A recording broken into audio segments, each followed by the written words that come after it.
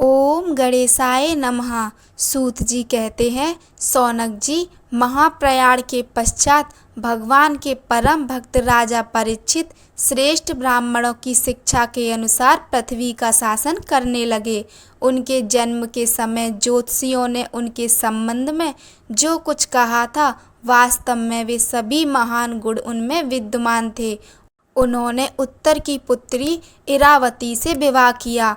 उससे उन्होंने जानमेजय आदि 4 पुत्र उत्पन्न किए तथा कृपाचार्य को आचार्य बनाकर उन्होंने गंगा के तट पर 3 अश्वमेध यज्ञ किए, जिनमें ब्राह्मणों को पुष्कल दक्षिणा दी गई। उन यज्ञों में देवताओं ने प्रत्यक्ष रूप में प्रकट होकर अपना भाग ग्रहण किया था। एक बार दिग्विजय करते समय उन्होंने देखा कि शूद्र के रूप में कलयुग राजा का वेश धारण करके एक गाय और बैल के जोड़े को ठोकरों से मार रहा है। तब उन्होंने उसे बलपूर्वक पकड़कर दंड दिया।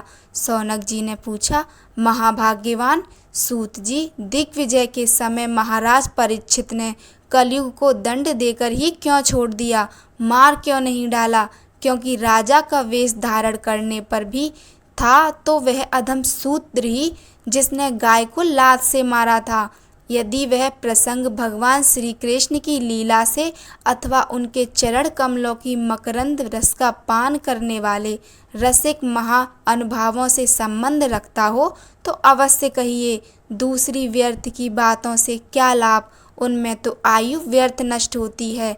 प्यारे सूत जी, जो लोग चाहते तो हैं मोक्ष परंतु अल्पायु होने के कारण मृत्यु से ग्रस्त हो रहे हैं, उनके कल्याण के लिए भगवान यम का आवाहन करके उन्हें यहाँ शांति कर्म में नियुक्त कर दिया गया है। जब तक यमराज यहाँ इस कर्म में नियुक्त हैं तब तक किसी की मृत्यु नहीं होगी। मृत्यु से ग्रस्त मनुष्य लोक के जीव भी भगवान की सुधा तुल्य लीला कथा का पान कर सकें, इसीलिए महर्षियों ने भगवान यम को यहाँ बुलाया है। एक तो थोड़ी आयु और दूसरे कम समझ। ऐसी अवस्था में संसार के मंद भाग्य विषयी पुरुषों की आयु व्यर्थ ही बीती जा रही है, नींद में रात और व्यर्थ के कामों में दिन। सूत जी ने कहा, जिस समय राजा परीक्षित कुरांजगल देश में सम्राट के रूप में निवास कर रहे थे, उस समय उन्होंने सुना कि मेरी सेना द्वारा सुरक्षित साम्राज्य में कलयुग का प्रवेश हो गया है। इस समाचार से उन्हें दुख तो अवश्य हुआ, परंतु यह सोचकर कि युद्ध करने का अवसर हाथ लगा, वे उतने दुखी नहीं हुए। इसके बाद युद्धवीर परीक्षित ने धनुष हाथ में ले लिया। वे श्याम वर्ण के घोड़ों से जुते हुए सिंह की ध्वजा वाले सुसज्जित रथ पर सवार होकर दिग्विजय करने के लिए नगर से बाहर निकल पड़े। उस समय रथ, हाथी, घोड़े और पैदल सेना उनके साथ साथ चल रही थी। उन्होंने भद्रास, केतुमाल, भारत, उत्तर कुरु और किम पुरुष आदि सभी वर्षों को जीतकर वहां के राजाओं से भेंट ली। उन्हें उन देशों में सर्वत्र अपने पूर्वज महात्माओं का सोयस सुनने को मिला। उस यशोगान से पद पद पर भगवान श्री कृष्ण की महिमा प्रकट होती थी। इसके साथ ही उन्हें यह भी सुनने को मिलता था कि भगवान श्री कृष्ण ने अश्वत्थामा के ब्रह्मास्त्र की ज्वाला से किस प्रकार उनकी रक्षा की थी। यदुवंशी और पांडवों में परस्पर कितना प्रेम था तथा पांडवों की भगवान श्री कृष्ण में कितनी भक्ति थी। जो लोग उन्हें ये चरित्र सुनाते उन पर महामना राजा परीक्षित बहुत प्रसन्न होते। उनके नेत्र प्रेम से खिल उठते। वे बड़ी उदारता से कि उन्हें बहुमूल्य वस्त्र और मणियों के हार उपहार रूप में देते। वे सुनते कि भगवान श्री कृष्ण ने प्रेम परवश होकर पांडवों के सारथी का काम किया, उनके सभासद बने, यहाँ तक कि उनके मन के अनुसार काम करके उनकी सेवा भी की। उनके सखा तो थे ही, दूत भी बने। वे रात को शस्त्र ग्रहण करके वीरासन से बैठ जाते और शिविर का पहरा देते। उनके पीछे पीछे चलते, स्तुति करते तथा प्रणाम करते। इतना ही नहीं, अपने प्रेमी पांडवों के चरणों में उन्होंने सारे जगत को झुका दिया। तब परीक्षित की भगवान श्री कृष्ण के चरण कमलों में और भी बढ़ जाती। इस प्रकार वे दिन रात पांडवों के आचरण का अनुसरण करते हुए दिग्विजय कर रहे थे।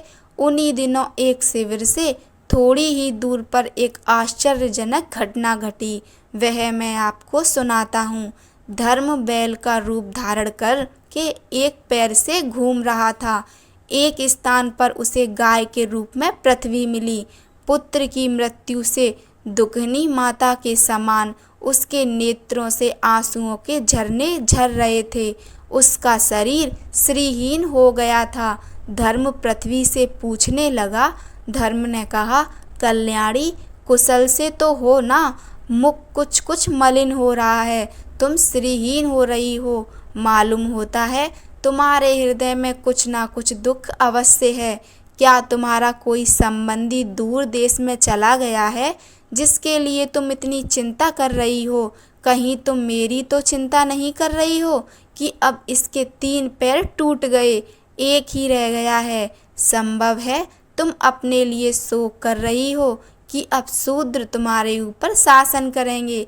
तुम्हें इन देवताओं के लिए भी खेद हो सकता है जिन्हें अब यज्ञों में आहुति नहीं दी जाती, अथवा उस प्रजा के लिए भी जो वर्षा न होने के कारण अकाल एवं दुर्भिक्ष से पीड़ित हो रही है।